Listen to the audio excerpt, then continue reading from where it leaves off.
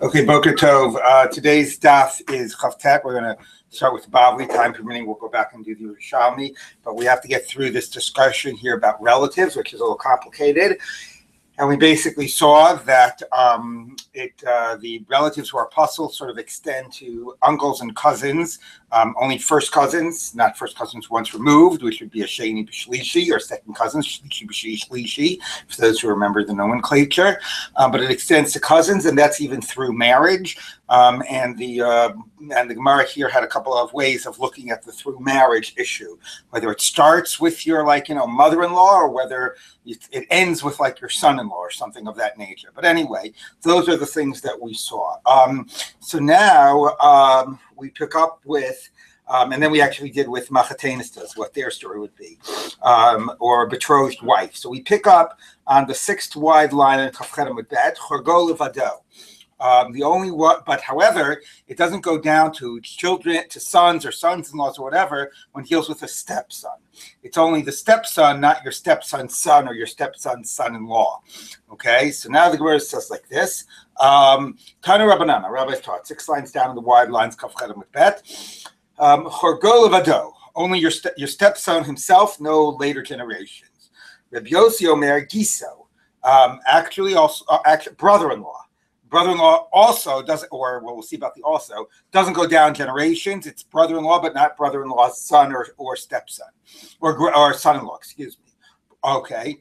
The Tanya Ida, we have another brisa, Gisa Levado. The son of the brother-in-law, it stops with him. It doesn't go to the brother-in-law's son or son-in-law. Rabbi Yehuda Omer Chargo, no, the stepson.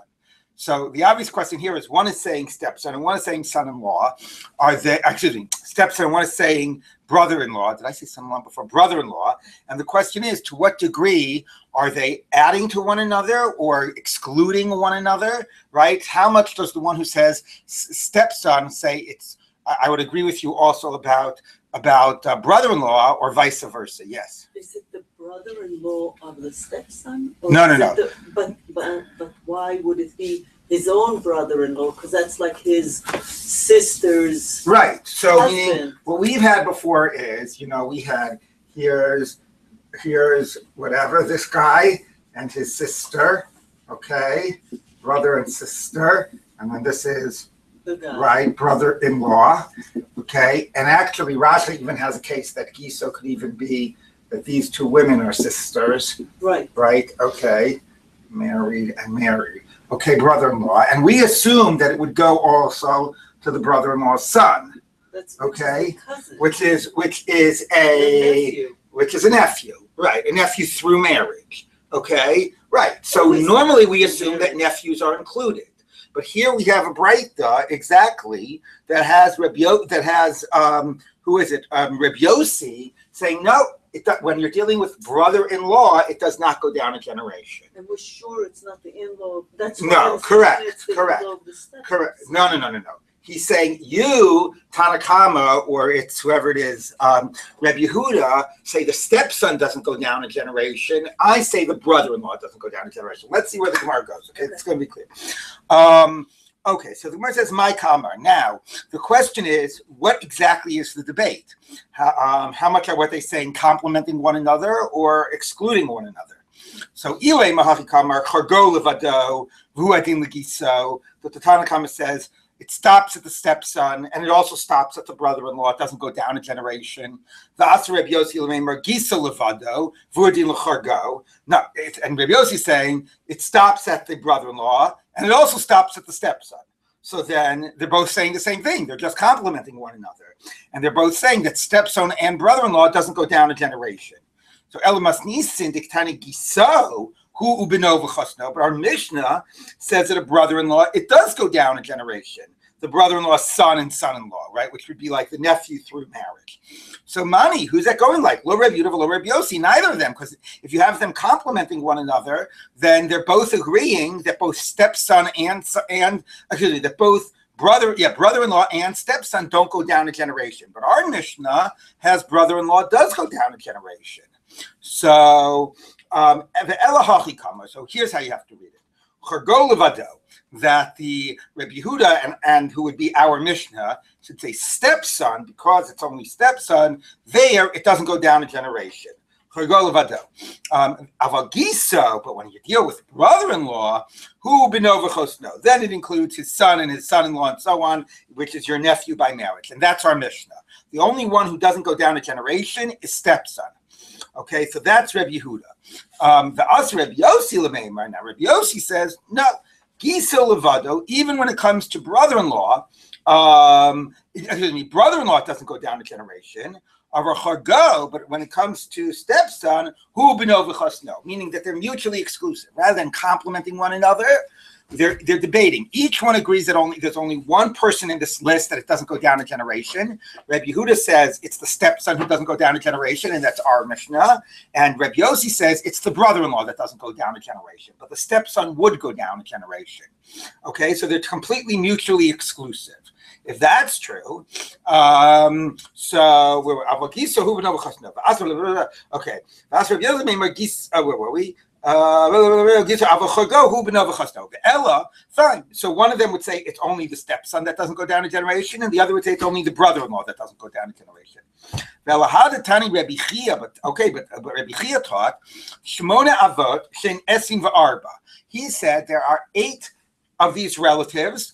But once you extend it to their sons and stepsons, so that's time, that becomes 24. Their sons and their stepsons, so 8 becomes 24. All right, so come on, now who's that going like? Lo Rabbi Yossi, lo Rabbi Yehuda, can't be either. Why? Because if you go back and count the Mishnah, even when you take off, the stepson has 9 relatives mentioned. I'm not going to count it. You can go back and count it. Okay, so the only way you're going to get to Rabbi Chia's teaching, there's 8, and 8 becomes 24, right? There is, if you say that there are 2 people that are not in the list, and those 2 people not to be in the list would be stepson and brother-in-law. Once you remove stepson and brother-in-law, you would be left with 8 for whom you would include second generation. Okay, so you got it. Rabbi Chia basically says our Mishnah has 10 people listed. Okay, but Rabbi Chia says of those 10, only 8 of them you include their sons and stepsons, and it becomes 24. So you have to eliminate 2. So which 2 are you going to eliminate? The only 2 that are candidates to eliminate right now are stepson and brother-in-law. So it has to be that there's a Tana that says both of those are eliminated. So that's therefore going to lead us to this way of understanding the debate. Okay, Ela hachikam. Look, come on, look Rabbi Yosef, look Rabbi Yehuda. Hachikam. Because I have to read it. Chargo levado. That the first opinion, Rabbi Yehuda, which is the author of our Mishnah, says stepson is the one which it doesn't go down a generation.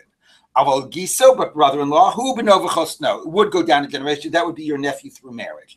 That's the author of the Mishnah. That's Rabbi Yehuda. Rabbi Yehuda says only stepson is the only one that doesn't go down a generation. Why can't it be like our mayor? The Asa, Michael, we're just going to get this. The Asa Rabbi Yossi Lemeimer. Now Rabbi Yossi comes and says giso levado included in your in addition to the idea that the stepson doesn't go down a generation, the brother-in-law doesn't go down a generation. So I'm adding to your case of stepson that you're taking him off the list of those that go down a generation, and I'm also putting on those who doesn't go down a generation, the brother-in-law. Okay, the coach came Chargo. And certainly if the brother-in-law doesn't go down a generation, brother-in-law is seen as closer to you, right, than the case of stepson. So if your brother-in-law doesn't go down a generation, certainly your stepson. Okay, and now it all works out. Masnis and Rabbi Yehuda, our Mishnah is Rabbi Yehuda. The only one our Mishnah takes off the list is stepson. Okay, and that's why that's the only one that's not in the list of our Mishnah that goes down a generation. And Brisa, the Brisa of Rabbi Chia, that says that there's only 8 who it goes down a generation and takes 2 people off the list. Who are the 2 that are being taken off the list? I mean, who is that? That's Rabbi Yossi. That's Rabbi Yossi, because Rabbi Yossi takes off the list both stepson and brother-in-law. Okay, so you've got this case of brother-in-law, and you've got this case of, okay, stepson. This woman had through a different marriage, right? Through a different marriage. That's stepson. That's stepson. That's Chargo, and this is here Giso. Okay, so our Mishnah said this guy is the only one that doesn't go down a generation. Everybody else it does. So as according to our Mishnah, in this case, a nephew through marriage would be puzzle. Also, not only that, even like a cousin through marriage, right, would be puzzle. Okay, it does go down a generation. Rabbi Chia, who had only 8 people who it goes down a generation, and according to our Mishnah, there are 9, says this guy it doesn't go down a generation, and this guy it doesn't go down a generation. And therefore, you're left with 8 people in our Mishnah who it does go down a generation. And this is the position of Rabbi Yossi that says excluded from those who it goes down a generation is both stepson and brother-in-law. Maybe yes. I'm missing something completely basic. Just Yes. to say, is the Mishnah Rabbi Akiva? So we're trying to figure out who it goes by.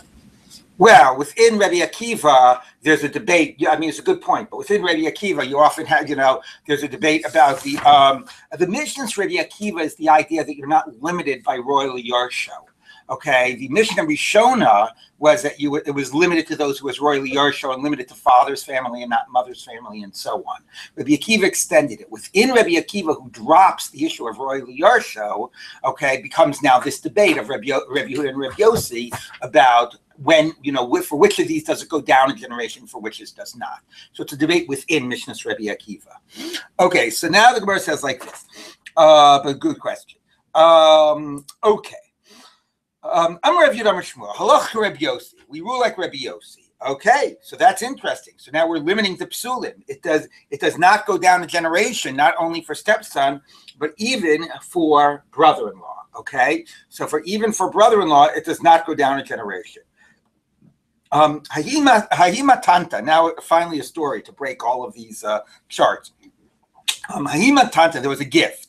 Now, the gift was a star. Somebody wrote out that he's granting land to somebody, and witnesses sign it, and he hands over the star. So the kinyan that effected the transfer was the star. So if there were puzzle witnesses on the star, the person never took possession of the land. It's not just a question of proving it, right? You needed it to be a good star for the transfer to occur. And signed on that star were 2 brother-in-laws. These 2 guys were signed on the star. Okay, so now, wait a minute. No, that doesn't work. 1 minute, because brother-in-laws are clearly puzzle. Hold on 1 minute. Let me just check it. 1 minute.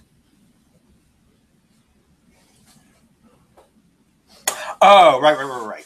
This is the issue. Okay, so now we've said that there's the Rabbi Yossi of this Breita that says by the brother-in-law, it does not go down a generation. So that's one thing we could have meant when we said halacha Rabbi Yossi, that by brother-in-law it does not go down a generation. But if you turn back to the Mishnah, there's another. This is what Michael was reminding us of. There's another statement of Rabbi Yossi, and Rabbi Yossi said, "Zu Mishnah's Rabbi Akiva." Of a Mishnah's Rishona said only somebody who's royally yarsho. So that my Rabbi Yossi might be telling us a little historical fact that an earlier teaching was it only was through the father's family and you had to be in the line of inheritance. But he might actually be disagreeing, and the Rabbi Yossi of the Mishnah might actually be saying the only people who are puzzle are people who are in the line of inheritance. So according to that, forget the son of the brother-in-law, would brother-in-laws be kosher? Yes. Because they're not in the line of inheritance. They can't inherit from one another. They're not going to pass property on through their wives. If this guy dies, it doesn't go to his wife, right? Wife dies, goes to the husband. There's no way that they're going to manage to pass property on to one another. They're not in the line of inheritance. So according to Rabbi Yossi's teaching in the Mishnah, that the Mishnah Rishon was you had to be in the line of inheritance, forget even the kid, brother-in-laws would be kosher to testify. So the question is going to be, when we said here in the name of Shmuel, halacha Rabbi Yossi, which Rabbi Yossi did we mean? Did we mean Rabbi Yossi that says children of brother-in-laws are okay? Or do we mean Rabbi Yossi in the Mishnah that says was much more radical? Says an earlier teaching was you had to be in a line of inheritance. So even brother-in-laws themselves would be okay. So this was now the case. So if line of inheritance is in from each other? Because they can still, if there are 2 sisters and let's say that there's a father who only had daughters. It doesn't matter if it's going to go like this. I can still testify against this guy because I'll never benefit from him, right? Okay, so all right. So now it says, so that's the case. So now we had a star with 2 brother-in-laws. Sabra Reb Yosef Lachshura. Reb Yosef wanted to say the star was kosher. Damar Reb Yehuda Mishmalach Reb Yossi. And he thought it meant Rabbi Yossi in the Mishnah, and you go by the earlier teaching, pre-Rabbi Akiva, that you have to be in a line of inheritance, which radically limits the scope of who's puzzle. Amarle Abaye, Abaye said to me, mind Rabbi Yossi de Masnisin, to Machshibigi, say, what made you think that we're passing Rabbi Yossi in our Mishnah that goes by the Mishnah that predated Rabbi Akiva that would say brother-in-laws themselves are kosher? Dilma Rabbi Yossi de Braisa. No, we mean Rabbi Yossi of the Breita, the Pasabgi. So he says a brother-in-law is no good. He says a child of a brother-in-law would be okay. We don't go to the kids of the brother-in-law, but brother-in-law themselves are no good. Okay, we pass them like the Mishnah of Rabbi Akiva. So the Gemara says no. Lo sakadaitech. No, that didn't make sense to think that. The Amar Shmuel could go because to think that Rabbi Yossi, that when Shmuel was passing like Rabbi Yossi, he meant Rabbi Yossi the Breita. It makes sense that Shmuel was passing like Rabbi Yossi the Mishnah, that brother-in-laws are actually kosher. Okay, if you're not in the line of inheritance. What makes me think that's what Shmuel's passing? The Amar Shmuel, because Shmuel said, what's an example of the brother-in-law that's pasul? He going Ana u Pinchas, like me and Pinchas. Davin and Achi v'Gisi. Shmuel said, who's a brother? What's the example of a brother-in-law in the Mishnah? Like me and Pinchas. Now Pinchas, if this would be here, Shmuel had a brother whose name was Pinchas. Okay. He had a brother? Yes, no, he had a brother whose name was Pinchas, and they happened to be married. The two brothers were married to two sisters. Okay, so they were brothers and brothers-in-law. So when Shmuel says, Shmuel's seeking, let me give you an example of a brother-in-law. Like me and Pinchas, we're brother-in-law. So now that's a very confusing example. Okay, it could mean, had we not been brothers, this would be an example of the brothers-in-laws of the Mishnah. Or what he could be saying is, brother-in-laws are really okay. The only brother-in-laws who would be pasul would be me and Pinchas, because anyway, we're brothers. Okay, so that's how that was being read. That when Shmuel gave the example that he and Pinchas are pasul as brother-in-laws, what he's really teaching is brother-in-laws are okay. Only brothers are no good. All right, and that seems to be like the Rabbi Yossi of the Mishnah. Kigon Ana u Pinchas, Davin and Achi were brothers Vigisi. Okay, that's the Gemara's read of what Shmuel means. Avagisi de Alma, but presumably what Shmuel is telling us is that normal brother-in-laws, Shapir Dami, would be okay. So it sounds like Shmuel is postulating that you have to be in a line of inheritance. So the Gemara says, maybe not. The deal could go on Ana u Pinchas mishum de Giso Kamar. No. He meant an example of brother-in-laws would be me and Pinchas bracketing the fact that we're brothers. We would be an example of brother-in-law. What do we need to say? I don't know. Aval Amarle, it's like, it just makes it clear. I don't know yet. A kamar. Okay, so anyway, so maybe we still paskin that not like Rabbi Yossi of the Mishnah, that brother-in-laws are pasul. So Amarle, so this was what was the case here? This case came in front of who? Rav Yosef. Okay, so Rav Yosef said, and Abai was giving Rav Yosef a hard time, which Abai often does. Okay, so Rav Yosef said, fine, maybe the star is pasul, but we'll get you to take possession of the land the following way. Amarle, he said to the person who came before him to din, Zio Kanye be'ede Mesira. Fine. So maybe the witnesses on the star are no good. They were brother-in-laws. Maybe Abai is right. Maybe brother-in-laws are no good. But you know what? There were witnesses that saw the star being handed over. And we can say that if there are witnesses that see it, the witnesses become like they're part of the star. That's Edi Mesira Karti. Witnesses that see it handed over become part of the star. So even if the star didn't work because of the brothers-in-law who were signed on it, let it work because of the Edi Mesira. To Rebbe Lezer, like Rebbe Lezer, that says that Edi Mesira are effective. So Abaye, presumably, or somebody said, no, you can't do that. V'hama Rabbi Abba, Motor Rebbe Lezer, Memzurif Mitoch Shu Pasul. Even Rebbe Lezer says you go by the Edi Mesira, that's only if the star itself is okay. But if the star itself has something that makes it invalid, if there are bad witnesses in the star, the good witnesses outside of the star can't come and erase the bad witnesses in the star. Not that there's an actual problem with the star in terms of like... No, Mizrach Mitocho is a broader point. It doesn't just mean a forgery or a cross out. It means something is intrinsically problematic in the star. So if there's no witnesses, the Edom outside can be the witnesses. But if there's bad witnesses, the Edom outside the star cannot make it into a good star. Amarle, so if Yosef said to this person who came before him, Zil, I'm sorry, buddy, you got to go. They're not letting me award you the field. Abai is giving me a hard time. Basically, he's postling the witnesses. He's telling me I can't use the Edi Mesira. I'm sorry. Okay, you lost your case. Okay, but the Gemara never comes out conclusively, right? Shmuel said like Rabbi Yossi that we were like Rabbi Yossi. Which Rabbi Yossi did it mean? Did it mean Rabbi Yossi who says you don't go to the child of a brother-in-law? Or did it mean the Rabbi Yossi says, no, it has to be, we go like the early teaching, only if you're in a line of inheritance.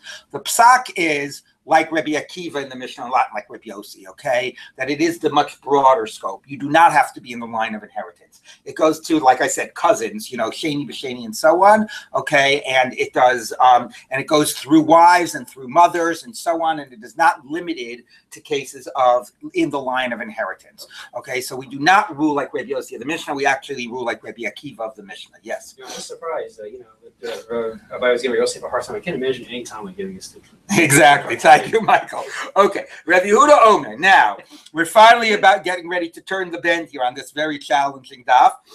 Now Rabbi Yehuda said, okay, who is Rabbi Yehuda of the Mishnah? Rabbi Yehuda said, this is the last case of the relative. What happens if you were a karov v'nit rachek? How could you have been a relative and then stop being a relative? If you were a relative through marriage, okay? And then you became distant because the woman that was that made the through marriage between these two men, the woman died. Okay, divorced, right? Or divorced. Okay, but Rav Yehuda says it depends if you have surviving kids. Okay, if this man's daughter is married to this guy, okay, so he's the son-in-law. Okay, so that would be a classic case about a karev through marriage, and then she dies. Okay, so then it's just this guy's daughter who passed away, her ex-husband, so no relationship anymore, so he's kosher. But says Rabbi Yehuda, if there are kids, okay, then this guy is not just his ex-son-in-law. This guy is the father of his grandkids. And if this guy is the father of his grandkids, he remains puzzled. That's what Rabbi Yehuda says.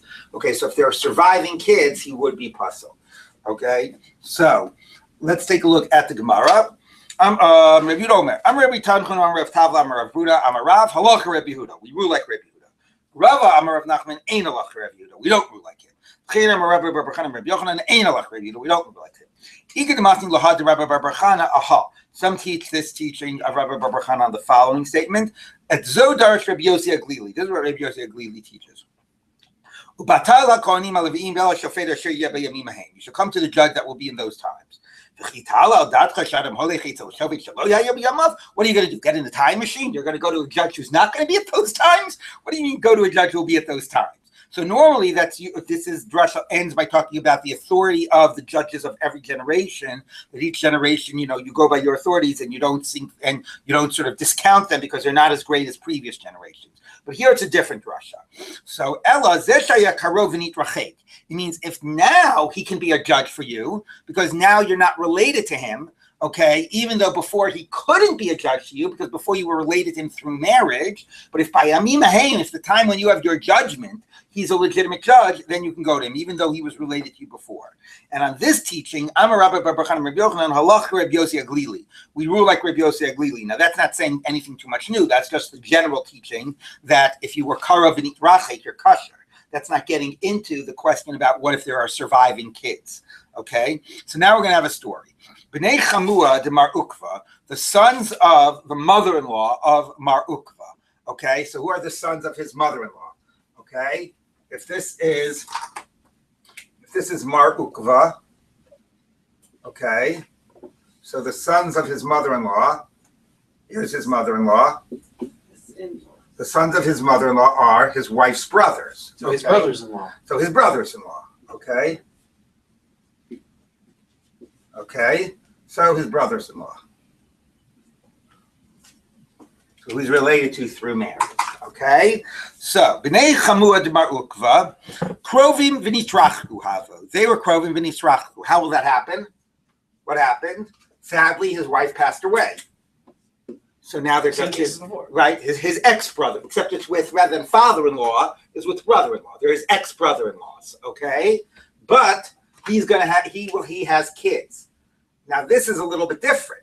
This is not somebody. It's not like going up here and it's it's my kid's grandfather. This is here just brothers. It's my kid's uncle. Okay, they're not related to me at all, but they're my kid's uncle. Does that make them puzzle to me? All right. So, Asulukami Ladina. So they came in front of him for a din. So now we're dealing with the case of these brothers. These guys came for a din before him because remember we just mentioned Hashofet Ashriya B'Yamim Mahain, which extends the psulim of Krovim, extends not only to Eidim but to Dayanim. Right? Well, that's we've been assuming all along that a Karv is also possible as a Dayan. So here the case was they came before him as a din. Is he good to be a Dayan for them? They were his ex-brother-in-law, so that they could be true. They could be kosher, but according to Rabbi Yehuda, they're still his uncles, they're still uncles of his kids. Okay? So also Lukami Lidina. Amrulu said to them, Pasilna Luchu Lidina, I'm puzzled to be a Dayan for you. Amruleh, they said to him, my daitach to Rabbi Yehuda. Do you think we're going like Rabbi Yehuda? That just because, we're your kids' uncles, we should be puzzled? Anan, my sinan igratami marava, we'll get a letter from Eretz Yisrael. They ain't like Rabbi Yehuda, that we don't look like Rabbi Yehuda. And even though the kids are still, we're still your kids' uncles, we're no longer related to you, and you should be kosher to judge for us. Amar Lahu, he said back to them, Atu, Bekava Tekira Idbekina Bachu. What do you think I am stuck to you like with a pound of wax? Meaning it's not because we're related, okay? It's a great phrase. What, you think like we're stuck together with glue? You think that's why the problem is? You're tied together with it, right? You think that's the problem? The problem isn't that we're related. Fine, we don't paskin like Rabbi Yehuda. Fine, we're not related. That's not why I don't want to be your judge. So the lo kamina psilna luchuladina elamishum delot saitina ladina. I only said that I'm invalid to be a judge, not because we're related, but because you guys are troublemakers and you won't listen. So it really means I'm recusing myself. It doesn't really mean I'm puzzled. I don't want to be your judge because you are, you refuse to listen to the psakim, okay? Which you can see already, that they're starting to say, oh, they didn't just say maybe we rule like Rabbi Yehuda, right? We rule against Rabbi Yehuda. They're already, you see, troublemakers. We're going to go to Eretz Yisrael. We're going to get a lesson. You know what? Go to somebody else to be your judge, okay? So fine, it ends with that. So we don't know how he passed it. Okay, but we are finally now out of the discussion of relatives. All right, now the end of the Mishnah talked about somebody who is who's a very close person, a very close friend. Oev is puzzle to be an aid. So what does that mean? How close of a friend? Okay, so it said one of the shushbinim, one of the people that were the that were like in the wedding party, the groomsmen, very very close. Let me just read this. And then the Gemara qualifies that, the comma, and how long are you puzzle? So Amar Rabbi Yav, Amar Rabbi Yirmi, Amar Rav, Kol Shivas Yimei Mishnah, for the entire week of the wedding. But after that, just because you were my groomsmen at my wedding, doesn't mean afterwards you'll be puzzled. During that week, we're feeling all very, very tight and chummy and close. That's when you can't be an aid. Even the first day after the wedding, you're already kosher.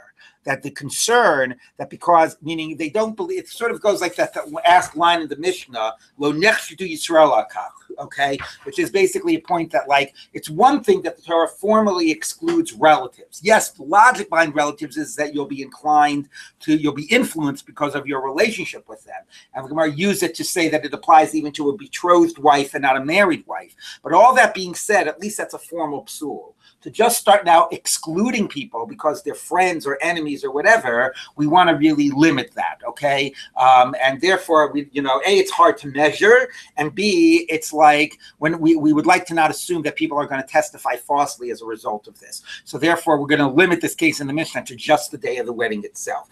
Now, what we're going to see, though, is that that's when it comes to being an aid. When it comes to being a dayan, we do have a broader category of an ohev and a soneh. And the logic being that if I'm a witness, to think that because I'm good pals here with Michael, I'm going to testify falsely means that it's going to cloud my objectivity, consciously or unconsciously, of just reporting the facts that I saw. So that would have to be I'm just reporting the facts that I saw. So, so there would have to usually be we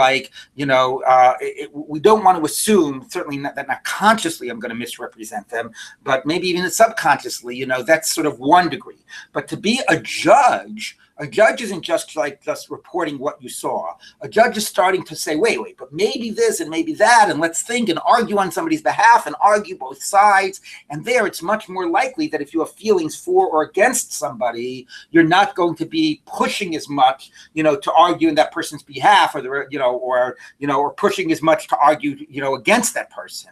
So that's a type of a case where we need more freedom from any types of influences. Yes. Yeah, I had a question on the previous discussion. Just because somebody is no longer related officially because somebody passes away, right? Why would they think that the feelings and the consideration? Right. So that's a good question, and it ties into this issue. So it's not. So that's the point, that by relatives, feelings might be there, but then we would assess it through the ohev and the soneh category, right? The formal category of relative stops applying once there's no longer a relationship. Whether there's still feelings, somebody could have been my buddy from high school for the last 30 years, right? And that would not be puzzle because he wasn't a groom. It's not the groomsman during my week of my wedding, right? So that's what exactly what we're dealing with. Should be puzzle. What? If you were best friends with this guy, shouldn't you be But puzzle? but according to the Mishnah, even the category of ohev is extremely narrowly drawn. As a judge, it's broader. But that's the exact point. As a witness, which is basically just about reporting accurately what you saw. Now, of course, we all know studies have been done that, that eyewitness testimony is grossly inaccurate. Okay, it used to be the whole thing when they started doing the science of forensics, right? Courts didn't want to accept it because nothing could be as good as somebody testifying to what they directly saw, right? And halacha also, like what you directly saw, that's the ideal. Okay, but we know that actually they've done a lot of studies. Somebody runs into a room, does something, runs out, and then they ask everybody there, "What did you just see?" Right? And it's grossly inaccurate. So anyway, I don't know what to say, but the assumption here is that when it's about testifying to what you saw, there's a formal psul of being a relative, but once that's removed, we're not going to really worry about how friendly or how close you are or how antagonistic you are, except in very narrowly defined cases. Yes. I think it's not about feelings. I think it's like releasing the tie between the people, because this in-law now no longer married into this family can marry into a different family. So right. I don't think they're concerned with feelings. And the other thing, I've mentioned it before, there's, best of my knowledge, there's no Hebrew word for objective and subjective. Aha. There's objectivity. Right. Exactly. So somehow that's not a concept that the Torah sees as at all possible. Interesting. Otherwise, yeah. I mean, you can say lelo maso panim. Right. That's right. But you. Right, meaning influenced, you're right. I mean, that's a lot, right? Hashem, what is it? So being influenced, right, and to show favor. But yeah, that's an interesting point that you don't have the words objective and subjective. The Torah, now, yes. Say soneh. Is that the same like halachic thing here? So well, let's take a look. Okay, we can worry about that by makbos, but let's take a look here. Now, it is interesting. Ohev is a very narrow category. Your groomsmen during the week of your wedding. Soneh is a little bit broader. Somebody that you have not spoken to for 3 days because you're in a fight, and as long as the two of you are on the outs, you're pasul. So that could be a much broader category, right, of people. So it actually is interesting because hate is often a stronger emotion than like love. Like they actually show that in elections. There was like a case about somebody was like a recall election, and there were some people that were really really angry about this governor, and they were sort of pushing to recall him or whatever, and the guy got recalled, and then they actually did a poll like how many people wanted to keep this guy in place, and it was like 70% wanted to keep the guy in place. So why did he get recalled? Because it was only the other 30% who turned out to vote. The hate is a driver to people much more to like mobilize and to turn out to vote than the fact that they're in favor or something. So actually the category of soneh actually is broader. As long as they're not speaking to each other. As long as they're right on the outs and haven't spoken to each other for at least 3 days, then they're soneh and pasul le'edah. So exactly. Hasoneh kol shelo diber. Tana Rabbanan. So now let's see what it's based on. V'hulo or yev lo. So the pasuk is v'lo mevakesh ra'ato. This is about the case about the person who killed by unintentionally, and he goes to the Ari Miklat. So it's sort of saying he didn't intentionally kill. He wasn't an enemy. He wasn't lying in wait. But we're not reading it as whether the person who killed was intentional or not. We're reading it as the person who's testifying about him. It can testify to the fact that he killed. And the reason he can testify to the fact that he killed was he's not this guy's enemy. V'hulo oyevlo, if he's not an enemy to him, ya'idenu, then he can testify about what he did. V'lo mevakesh ra'ato, he's not looking to do evil to him. Yadinenu, then he can be a dayan if he's not an enemy. Azerchan sone. So that's the category that sone is puzzle. Oev minolan. How do you know an oev is puzzle? And as I just said, it doesn't necessarily follow one from the other. So kari behachi. Oh, we'll read it into the pasuk. V'hulo oyevlo, if you're not an enemy. Vilo ohevlo, and if you're not a particularly close friend, then yidenu. V'lo mevakesh rato, you're not looking to do bad to him. V'lo tovaso, and you're not looking to do good to him, then yadinu. So basically, we just read it in. We read it into the gap between the words. Okay, there's nothing in the psukim about that. So the Gemara says, "Midi, oh, see, what are you doing? It's not written there. There it talks about hating. It doesn't talk about loving." So Ella svarahu. It's a svara. Oyev my taima. Why isn't oyev not a kosher aid or a dayan? The merchakadate, that you feel very distant from the person. Oyev nami mikravadate. So the truth for it is in the reverse. If you love this person, then you're close to them, and that'll influence your testimony and your judging. So for Rabbanan, now the rabbis would say, so which is the Rabbanan? Oh, so the Rabbanan the Rabbanan who said that lo nechshedu Yisrael al kach. Okay, the Rabbanan who said that we're not concerned that because you're an oev or a sone that will ever influence your testimony. You're always kosher to testify, not as a relative, but as an oev and a sone. What do they do with this pasuk? Hai lo oyev lo mevakesh rato my darshbe. What do they do with it? Chad ledayan, one for a judge. They might say as a witness you're kosher.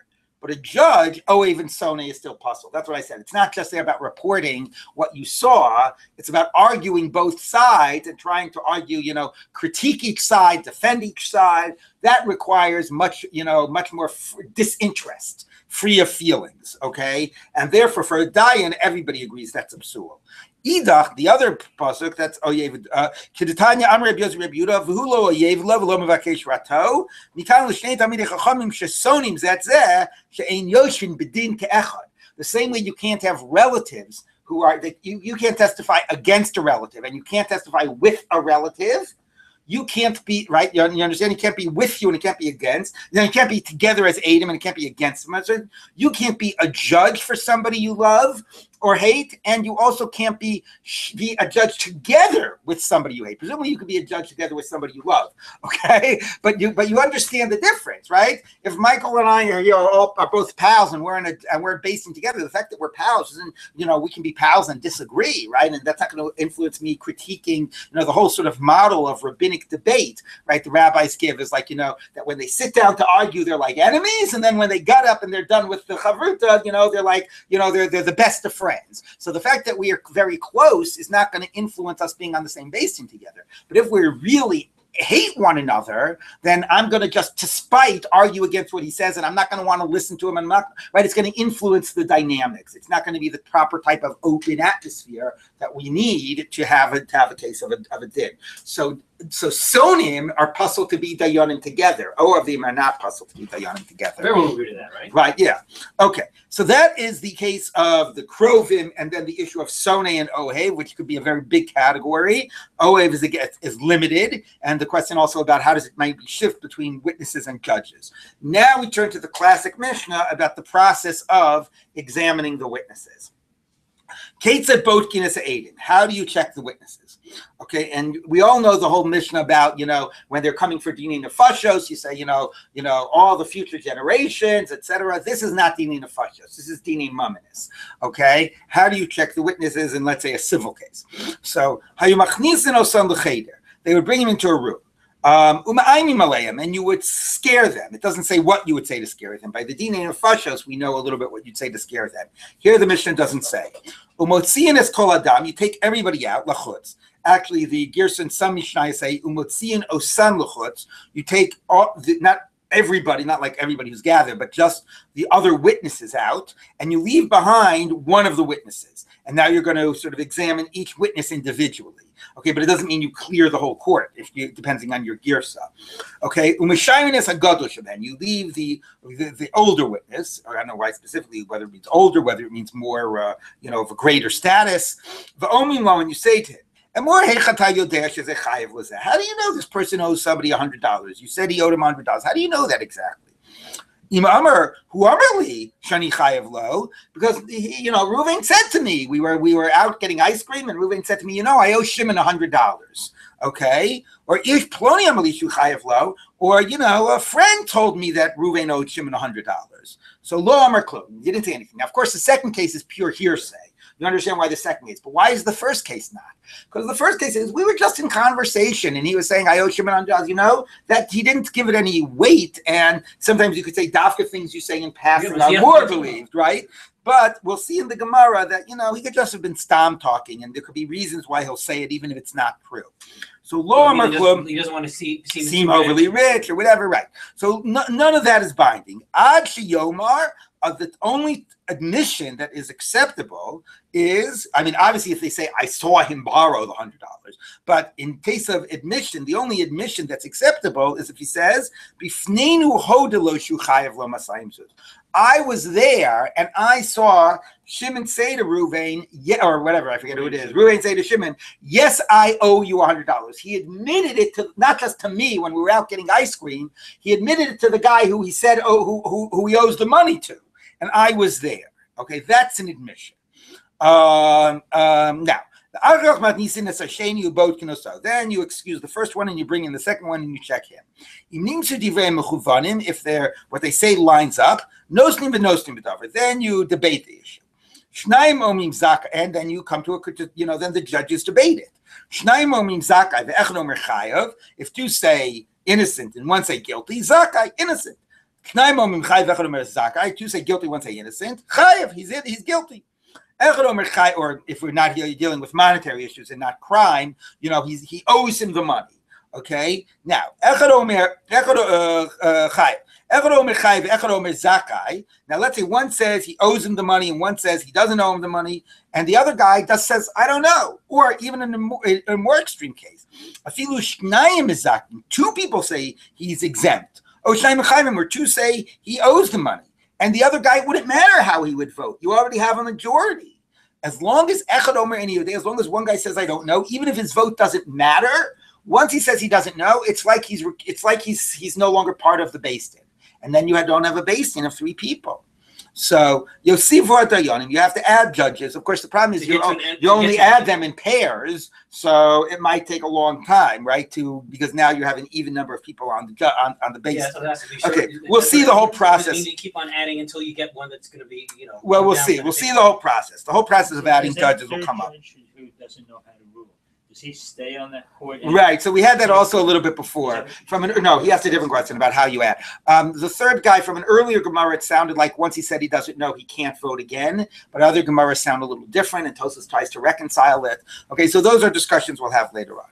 Now, Gomer Esadover. Now, let's say they did come to a conclusion. They would bring back the litigants. The debate was not in the presence of the litigants. Okay. So the elder of the judges, issues the judgment. So and so you are exempt, or you're innocent, or so and so you're liable, or you're guilty. Now, how do you know that after the case is over, one of the judges should not go over to the litigant and say, the guy who was found guilty, Ani Mizaki, you know what you should know? I really found you innocent. Okay? But with my other two colleagues, they outvoted me. They found you guilty. What could I do? That they outvoted me. How do you know you're not allowed to say that? Either someone gives up, do not go as a talebearer. The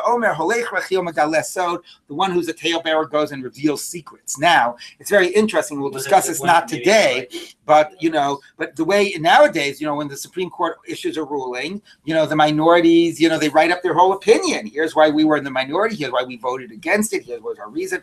And halacha in general likes the idea of a das yachid. You preserve minority opinions because you might want to go back and rely on them. at a later time. But there's a difference between preserving it as a theoretical opinion, right, to know that there is this argument out there and that there's an opinion that maybe a later judge wants to rely on, as opposed to in a particular case, because you want the court to be ruling with the full one voice of the court. Exactly. We as a court have decided so and so.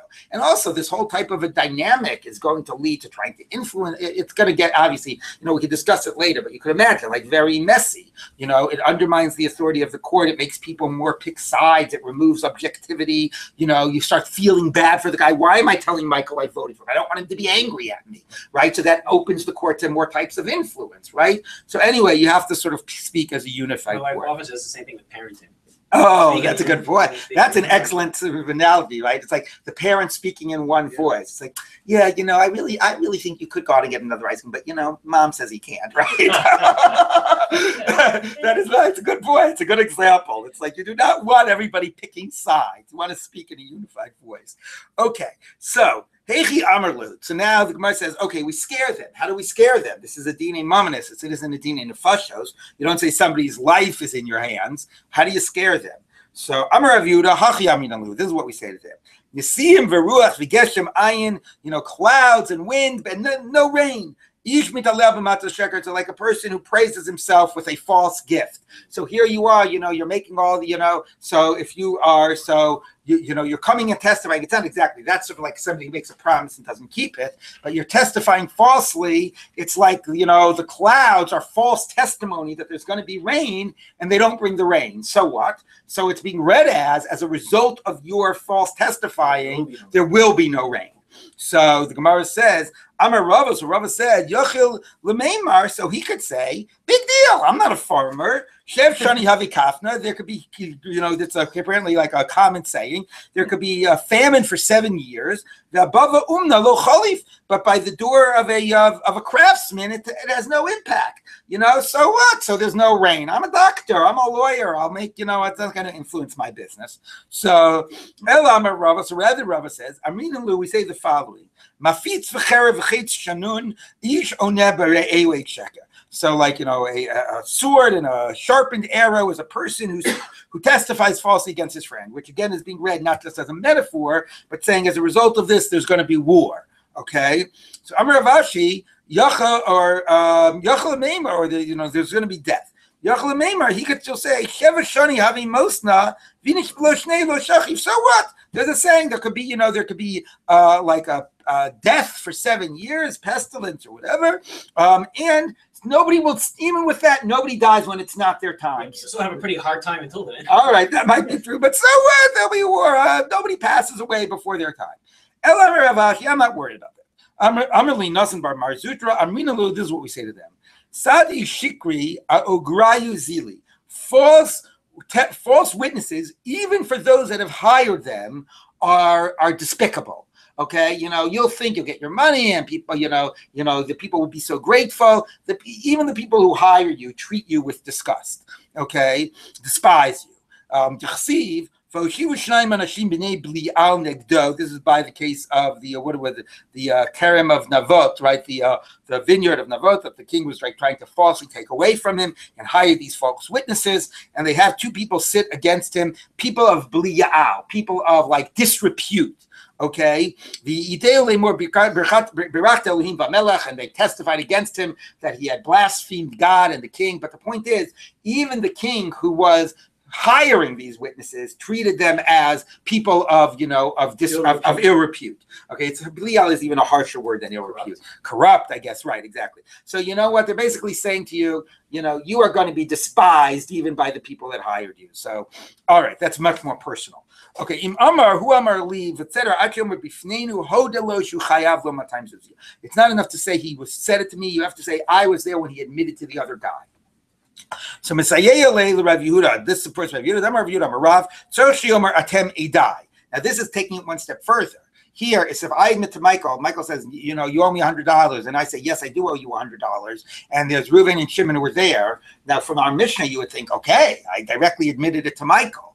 Rav Yehuda Amar Rav goes one step further, and he says, who was it? Was Rav Yehuda Amar Rav? No, Rav Yehuda. Rav Yehuda says, it's not enough that I say to Michael, yes, I owe you. I have to turn to Reuven and Shimon and say, Reuven and Shimon, you be my witnesses that I'm admitting to Michael that I owe him $100. That's certainly that's going to really limit cases where you can bring, find a guy, liable for an admission. Okay, he has to directly identify, or maybe Michael can identify the witnesses. I said, yes, I owe you $100. Michael say to Reuven and Shimon, can they be your witnesses against that? And I would have, or they will be your witnesses. But without designating them, that's not in the Mishnah. Is that even in the case where he sees them do the transaction? No, now he's even do the transaction. This is about admission. How much is an admission taken as a serious, legally binding admission? Okay, so Idmar Nami was also said, Amar Rabbi Chia bar Avram Yochanan. We'll just skip the bracket. Or whatever, I guess we'll read it. And here's the key. I was just kidding. Yeah, even though there were witnesses, when I said yes, I was just saying it to get you off my back because you've been, nudging me so long. So it doesn't matter that there were witnesses. I wasn't seriously admitting to it. Pater, you're exempt. I was just kidding around with you. Pater, you're exempt. Even though witnesses testified to that. So Michael knows that I've been trying to get out with it. So he has Reuven and Shimon hiding behind the wall. The Amrlo and Manali Biyadcha, and he says to Michael, where's $100 are you? Amrlo, hey, yes. Then Michael goes further. He says, and let's say Michael says, are you prepared to admit that before witnesses? And I say to him, no, I'm not going to admit in front of witnesses because then you'll be able to bring me in and make me actually have to pay you. Okay, which makes it sound very clear that I'm admitting that I owe and I'm just trying to get out of actually having to be found responsible, found liable. So, where's the $100 you owe me? I was kidding. Butter, even though Michael produces the witnesses who heard me say that I'm not going to admit it in front of witnesses because I don't want to have to be forced to pay. Okay? The ain't tonin l'mesis. And by the way, you also don't come and argue on behalf of a person who is who seduces somebody to sin. So what? Mesis, man d'char. When were we talking about mesis? So the Gemara says, no, it's missing some words. Here's how you have to read it. In low tan, ain't turning low. Now, if Michael comes and says, where's the $100 you owe me? And I say, what are you talking about? And Michael produces the witnesses that he hid behind the gate who heard me admit that I owed the $100. Okay. If I say I was just kidding, then I believe. But if I don't say I was just kidding, the Beis Din doesn't turn to me and say, is it possible you were just kidding when you said to Michael? They don't suggest that, okay? If there's witnesses that heard me admit it to Michael, I would be believed to claim I wasn't serious, but until I say that, we're going to assume that I'm being held, that I actually was a real admission. Ain't turning low. Ubidini nefashos, but when it comes to a capital crime, it's all the other cases too, right? Not just right. It's all the other cases too. There might be some cases where there was the Tosfos asked this question. Let's say I go and I'm just getting out the ice cream with David, and as we're talking, I'm saying, yeah, I owe Michael $100. So I didn't even admit it to you. I was just talking to him. That might be a case where I don't have to be saying I was just kidding. That's not even in a context of a serious admission altogether. But when I'm admitting to you and you then produce witnesses and I didn't say Ateme die or they were hiding or whatever the case was, that would be a case where if I don't say I was kidding, we treat it as serious. Okay, but in a capital crime, afagav de lo tain turning low. If somebody has a way that they can make a claim that they didn't actually, do the crime, or they weren't actually, intentional, or whatever the case might be, we will argue it on that person's behalf, even if they themselves don't claim it, because it's our responsibility to try to save somebody from being executed. Okay, the ain toning lamesi, the one person who we don't argue on their behalf is the person who seduces people to idolatry. Okay, that's a category where actually, where if that's the person, if he were to make a claim, maybe he would get off the hook. But we're not interested in trying to explore that possibility if they don't raise it. Okay, now ma'ishna mesis. Why is mesis so worse than anything else? I mean, why is it worse than murder? Murder will try to come up with an argument to defend a person, but not for mesis.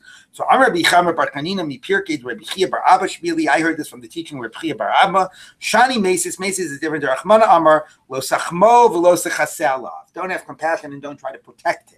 Now, of course, to protect, to chaseh, means to protect when you know that he's guilty. You cover up. Okay, cover up, exactly.